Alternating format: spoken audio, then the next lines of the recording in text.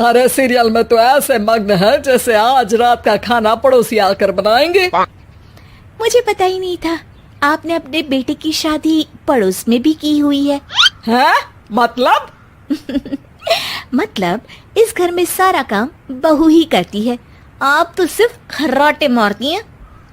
अच्छा जी, फिलहाल तो तुम आराम फरमा रही हो, चलो जाओ, ये मेरे टीवी देखने का समय है। आहा, इसीलिए मुझे भगाया जा रहा है। सॉरी, अब तो बिल्कुल नहीं जाऊंगी।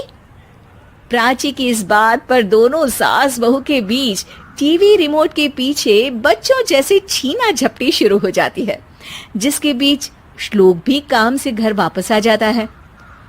हाँ, आज मेरी चूहे बिल्ली की जोड़ी किस बात पर झगड़ रही है? अरे तेरे बीवी मुझे टीवी ही नहीं देखने दे रही। अरे तुम्हारी मम्मी मुझे खाना बनाने के लिए फोर्स कर रही है। अरे वाह, ऐसे बेतुके रीजन पर तो बच्चे भी झगड़ा नहीं करते। अरे मुझे कुछ मत बोल, सब इसने ही शुरू किया है। हाँ हाँ, जैसे आप तो बहुत दूध की धूली है ना। अरे बस, दोनों चुप। प्राची जाओ, खाने की तैयारी करो। और माँ तुम छोड़ो, तुम्हें क्या बोलूं, शांति से अपना सीरियल देखो, मुझे दोबारा लड़ने की आवाज सुनाई नहीं देनी चाहिए। ऐसा बोलकर श्लोक वहां से चला जाता है, जिसके पीछे पीछे प्राची भी कुछ न कुछ बड़बड़ाते हुए रसोई में चली जाती है। हाँ हाँ, सासू जी को तो कुछ बोलेंगे ही नहीं, बस मुझ पर ही हुक्म चलता है, खाना बनाओ, जैसे मैं इनके घर में खाना बनाने के लिए आई हूँ। इसी तरह शाम बीतती है और रात को श्लोक और प्राची की सास खाना खाकर सोने चले जाते हैं, लेकिन प्राची गुस्से का कार्टून नेटवर्क स्टार्ट हो जाता है। ये तुमने ही किया है। अरे अजीब जबरदस्ती है, मैं बोल रही हूँ मैंने कुछ नहीं किया।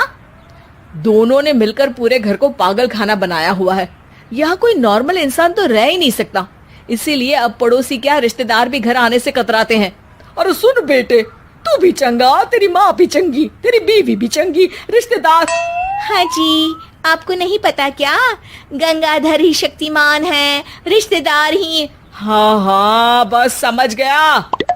कभी जानवरों जैसे लड़ेंगी तो कभी जुगलबंदी करेंगी। भाई मैं आप दोनों के बीच में नहीं फंसना चाहता। सास बहू की इस मनमौजी जोड़ी से परेशान होकर श्लोक अपना सिर खुजलाता वहां से चला जाता है। चलो, अब मैं भी कीर्तन में जा रही हूँ। इस पर जैसे ही सास कमरे में अपना पर्स लेने जाती है तो वहां नाश्ते की प्लेट रखी देख मुस्कुराने लगती है और नाश्ता करके घर से बाहर निकलते हुए कुछ पैसे टेबल पर रख जाती है, जिसके कुछ देर बाद सिलेंडर वाला घर आता है। ओ मुरी मैया, मैं अरे ऐसे कैसे घर छोड़ाओगे, मुझे कहीं नहीं जाना। अरे तुमने बोला नहीं, पर मैंने सुन लिया। तुम्हें मम्मी के साथ रहना अच्छा नहीं लगता, मुझे पता है। अरे वो अरे, जब बहू खुद कुछ काम बोले तो वो तुझे सुनता नहीं, और अब जो इसने बोला ही नहीं वो तू समझ गया। जब उसे नहीं जाना तो फिर जबरदस्ती क्यों कर रहा है? अच्छा, फिर आपको मौसी के घर छोड़ाता हूँ। बस अब आप दोनों एक घर में एक छत के नीचे नहीं रह सकती। मैं इस टॉम एंड जेरी की जोड़ी को और नहीं झेल सकता। है? ऐसे कैसे नहीं रह सकते? तुम्हें इतनी दिक्कत है तो तुम्हारा बोरिया बिस्तर पैक कर देती हूँ, लेकिन मम्मी जी कहीं नहीं जाएंगी। बिल्कुल यही सुनना था मुझे।